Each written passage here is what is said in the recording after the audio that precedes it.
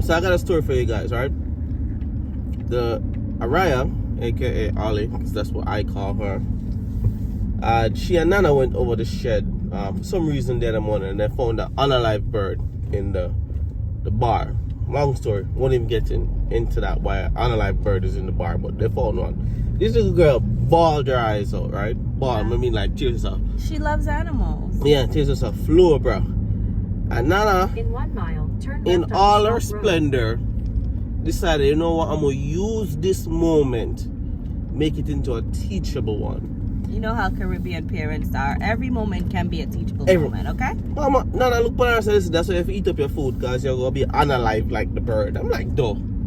Like, what? You have to try, you have to tough. Yeah, bro. Like your mental and emotional fortitude. Can't wait. Can't wait, bro.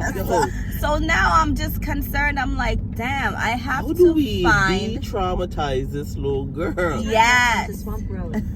You know, it's just crazy because, yeah, I mean, like, I don't even know how she came up with that.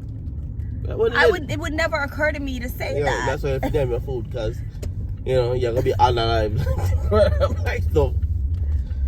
But it's just crazy. You know, In 3/4 of a mile, yeah. turn left on Do you Main guys Street. have Caribbean parents like that? Let us know.